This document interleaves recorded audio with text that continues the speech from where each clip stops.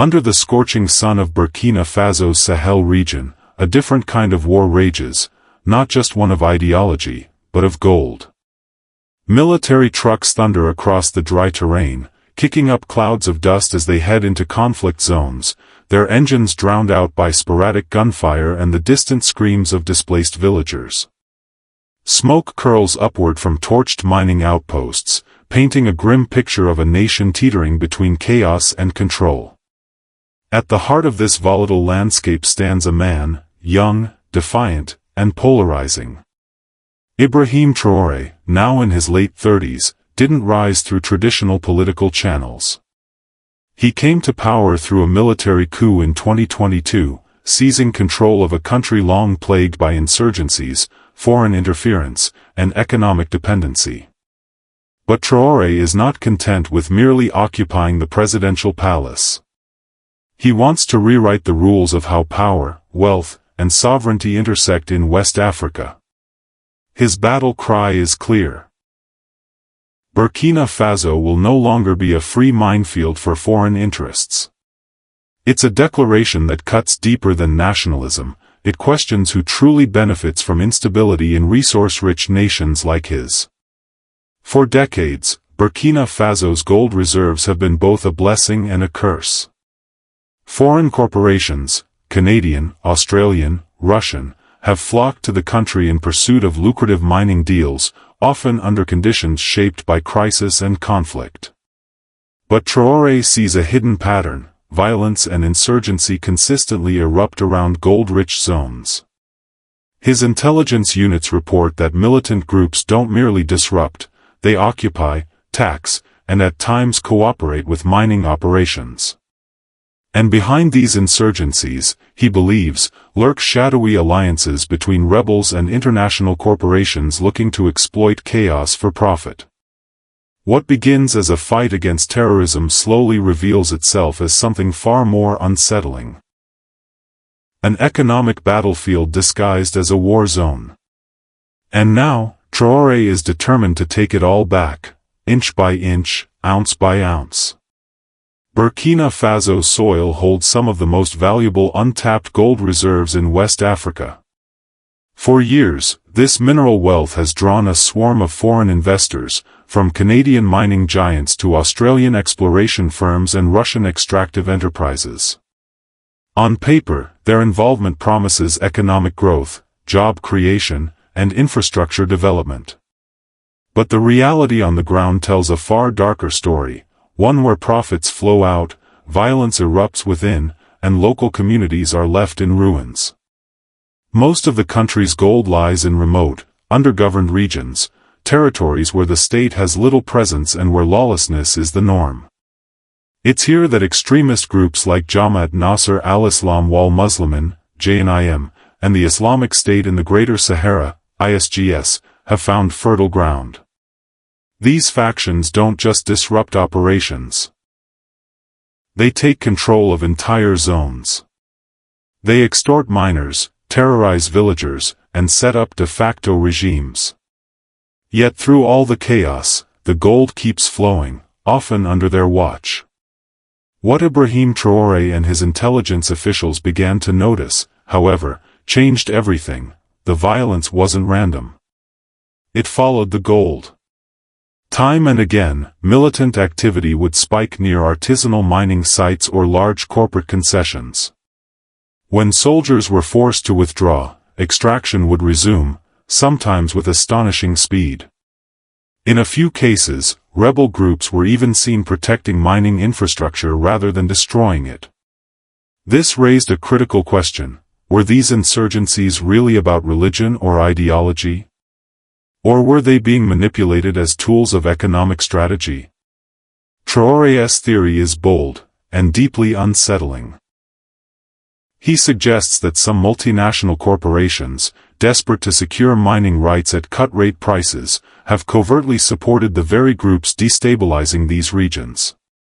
By financing violence through intermediaries or turning a blind eye to known abuses, they help manufacture the crisis that allows them to swoop in as rescuers or investors once local governments are on their knees. The economic incentives are clear. A destabilized region offers little resistance, limited oversight, and cheap labor. Governments desperate for stability will sign contracts quickly, often under opaque conditions, and for a fraction of the resource's actual value. To Traore, this isn't just exploitation, it's a form of modern conquest, executed not with armies, but with contracts and chaos. And in this hidden war over gold, Burkina Faso is just one front.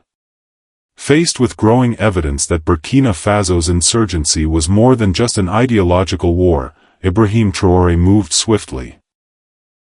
The allegations were staggering, that militants operating in gold-rich zones were being funded, either directly or indirectly, by foreign actors seeking to manipulate chaos for profit. For Traoré, the time for theorizing was over. He needed to act. And so he did, with an operation that would redefine the rules of engagement. In early 2024, Traoré announced the launch of Operation Dignité, a sweeping, high-stakes military campaign aimed not only at flushing out insurgent groups from strategic mining regions, but also at exposing the financial networks and foreign interests allegedly sustaining them. The mission was more than a counterinsurgency. It was a battle for narrative control and national dignity, hence the name. Thousands of soldiers were mobilized, including elite commando units trained for desert warfare. Drone surveillance teams mapped out militant movements, while newly installed military outposts created fortified zones around major gold sites. But the most sensitive aspect of the mission lay in its intelligence work, a shadow war involving intercepted communications, encrypted emails, and digital forensics. In one of the most high-profile breakthroughs, forces raided a rebel command post near the Taparco Gold Belt, a hotspot long contested between government troops and insurgent factions. What they discovered sent shockwaves through the defense ministry. Inside the camp were crates of military-grade equipment, some marked with the logos of well-known international shipping companies. More damning were the hard drives retrieved on-site, devices loaded with spreadsheets, transaction records, and correspondence linking local insurgent commanders to offshore accounts and foreign intermediaries. Traoré's administration released limited details to the public, careful not to name specific corporations. But the implication was unmistakable: elements of the international business community were entangled. Willingly or otherwise, in the bloodshed unfolding in Burkina Faso's mining zones. To hammer the point home, the government authorized a state media broadcast dramatizing a reconstructed audio message allegedly intercepted during the operation. The voice, disguised and translated, was heard saying, "Secure the zone. Extraction resumes in 72 hours. Payment confirmed." The message, according to officials, came from an insurgent leader in communication with a foreign-based agent. These revelations hardened public opinion. What once seemed like a local war against terror now looked like a fight against invisible empires. Crowds in Ouagadougou took to the streets waving flags, not just in support of the military, but in protest of perceived neo-colonial theft. But while the operation earned domestic support, it also triggered alarm abroad. Diplomatic cables from Western embassies warned of potential misinformation and escalating hostility toward foreign investment. Some companies froze projects. Others began lobbying international courts, citing a lack of due process. Traoré, however, was undeterred. "We are not just defending territory," he declared. "We are defending truth, and whoever profits from lies will be exposed." With Operation Dignité reclaiming key territories and revealing unsettling links between militants and foreign interests, Ibrahim Traoré moved to consolidate gains, not just through force, but through policy. He knew military victories alone would not secure Burkina Faso's sovereignty. The root of the conflict, he believed, lay in economic dependency, and the gateway to liberation ran through the gold trade. In a nationally televised address, Traore unveiled a series of sweeping reforms designed to shift the balance of power over Burkina Faso's natural wealth. First, he announced a new law increasing the minimum government stake in all future mining contracts from 10% to 15%, with an optional right to purchase up to 30% in strategic projects. If we do not own our gold, he declared, then we are only tenants on our own land. The announcement marked a sharp departure from decades of investor-friendly policies shaped under international financial institutions. But Traore didn't stop there. He suspended all new mining permits for both foreign-owned and artisanal operations, citing systemic corruption, illegal extraction, and environmental abuse. Every existing contract would be reviewed, he said, under new national security guidelines.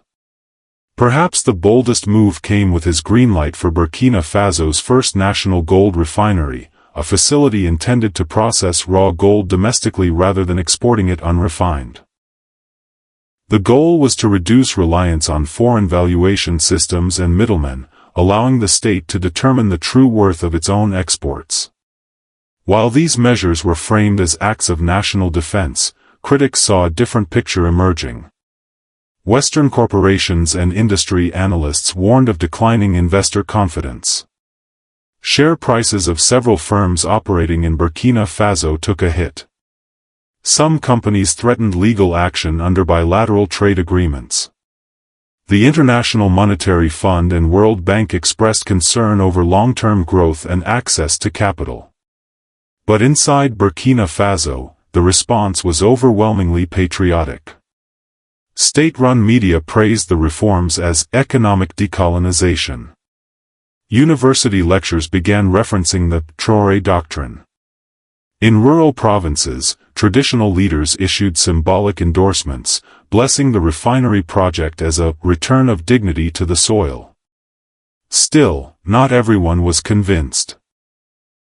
Human rights organizations raised flags over the suspension of small-scale mining licenses, a move that displaced thousands of informal workers without clear alternatives. Critics within the country cautioned that the concentration of economic power in the state could lead to misuse, cronyism, or worse, authoritarianism under a nationalist banner. Yet Traore remained unwavering. In his view, the cost of doing nothing was far greater. "We cannot defend our land with rifles if we sell it by pen," he said. "This is not about revenge. This is about restoration. If bullets won battles and laws secured resources, perception won loyalty." Ibrahim Traoré understood this well. As Operation Dignité advanced and mining reforms took hold, he turned his attention to the invisible battlefield, the hearts and minds of the people. State media launched a full-scale narrative campaign. Every reclaimed village, every retaken mine, was broadcast across national television. Soldiers were not just fighters, they were liberators.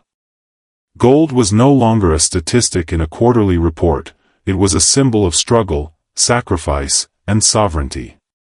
Headlines declared, "The people take back what was theirs." Radio hosts echoed the sentiment, reading letters from displaced families returning home under army escort. In Ouagadougou, the capital, the streets began to speak. Murals bloomed on city walls, depicting miners shaking hands with soldiers, and children holding chunks of gold under the Burkinabe flag. Slogans appeared, "Our land, our rules, gold is not for sale," and "We mine with honor." At schools, new history lessons emphasized resource nationalism, linking Traoré's actions to a lineage of African anti-colonial leaders. But it wasn't just official propaganda. Grassroots energy surged. In local marketplaces, songs were written about the soldiers of sovereignty. Some villagers began organizing informal patrols to guard nearby mining sites, working alongside state forces. Students at universities debated not just mining policy, but the philosophical meaning of ownership in a post-colonial age. To further drive the message, the government produced a short docudrama using real intercepted footage from Operation Dignité, intercut with interviews from survivors of mining village attacks. It ended with a child's voiceover, "They wanted our gold. But they cannot have our future." Yet this power of perception was double-edged. International watchdogs warned that the rise in patriotic fervor came with increasing suppression of dissent. Independent journalists reported facing pressure to align with state messaging. NGOs noted a spike in social media accounts calling for traitors, often anyone critical of Traoré's economic moves, to be silenced. Still, Traoré seemed to accept the trade-off. In his vision, perception was not a PR campaign. It was a tool of liberation. "Before we held gold in our hands," he said, "we had to believe we deserved it in our minds." As the dust settled across Burkina Faso's reclaimed mining zones, leaders in neighboring countries watched with cautious interest. Traoré's campaign, part military, part ideological, was rewriting the rules of engagement in a region long shaped by foreign contracts and fractured authority. And while critics abroad called it reckless, some within Africa saw something different, a roadmap. In Mali and Niger, both governed by military-led transitional regimes, Traoré's rhetoric struck a powerful chord. Leaders in Bamako and Niamey began echoing phrases like resource sovereignty and economic independence in public addresses.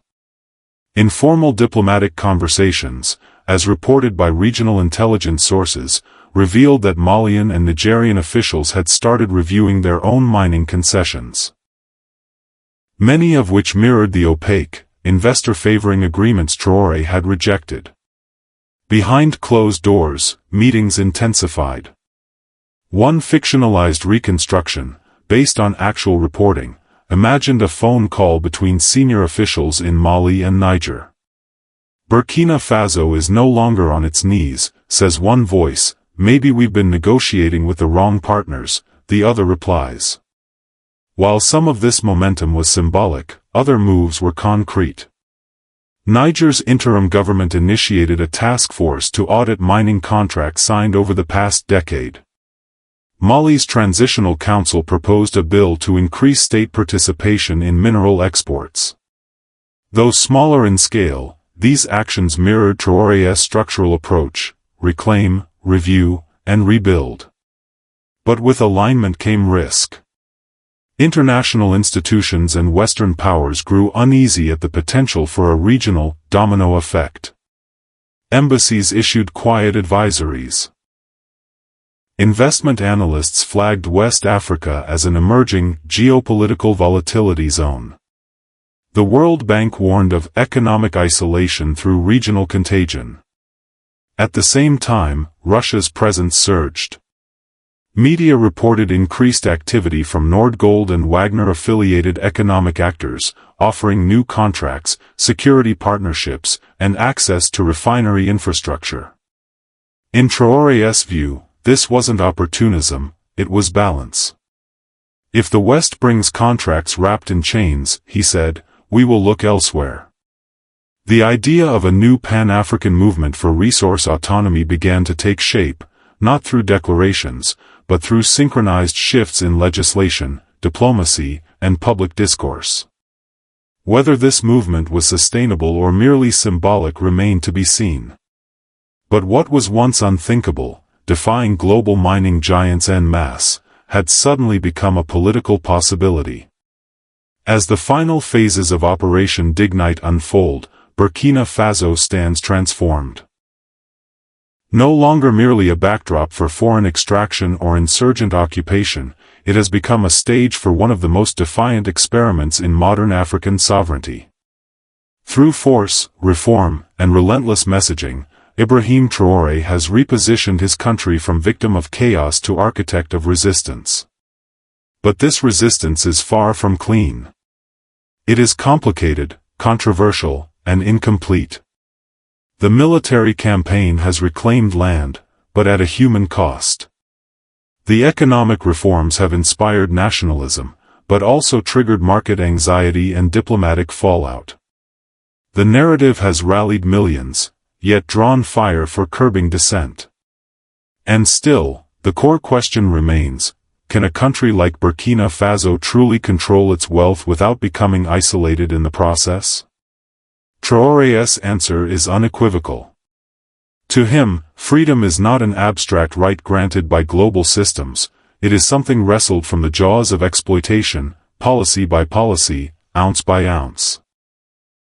His boldness has earned him admirers across the Sahel and beyond. But it has also placed Burkina Faso in a dangerous balancing act between empowerment and authoritarianism, sovereignty and sustainability. What cannot be denied is that Traoré has shifted the global narrative. He has forced uncomfortable conversations in boardrooms, foreign ministries, and international institutions. He has made it clear that the old model, extract, export, enrich outsiders, is no longer unchallenged. The battle is far from over. But one thing is certain, Burkina Faso is no longer for sale. In the next episode, we'll travel to Mali and Niger, where echoes of Traoré's revolution are beginning to shape new political strategies. Will these nations follow the same path, or forge their own? Across Africa, from the deserts of Niger to the coastal cities of Ghana, Ibrahim Traoré's dramatic fight for resource sovereignty has sparked not just headlines, but conversations. For many ordinary Africans, his bold defiance of foreign interests and unapologetic assertion of control over Burkina Faso's gold has awakened something rarely seen in modern geopolitics: hope. In Bamako, Mali, a young university student named Aïssatou Diarra puts it simply, for the first time in a long time, we're not watching another African leader ask for permission. He just did it. For Aïssatou, Traoré represents a new kind of leadership, one that doesn't rely on foreign validation to act in the interest of its people. He's young, fearless, and he's not playing by the old rules, she adds. That's what scares the West. Taxi drivers in Niamey speak of Traoré with a mix of curiosity and admiration. He kicked out the French. He's telling the big companies they can't rob us anymore, says Moussa, a 47-year-old driver. Even if it's risky, at least he's trying. That's more than I can say for our leaders. Social media across Francophone Africa buzzes with slogans popularized by Traoré's government: "The gold belongs to the people, we mine with honor," and "Africa for Africans." Memes comparing Traoré to historical anti-colonial figures, from Thomas Sankara to Patrice Lumumba, circulate widely. Young creators remix footage from Operation Dignité with Afrobeat soundtracks and defiant captions. A movement is building, not necessarily in favor of Traoré the man, but in support of what he symbolizes. In Accra, Ghana, a local radio host speaks cautiously: "What Traoré is doing is dangerous, but inspiring. We've been told for decades that challenging the system is suicide. He's showing it's possible, at least for now." Listeners call in, some skeptical, others deeply moved. One caller says, "Even if he fails, at least he fought. That's more than most of our leaders ever did."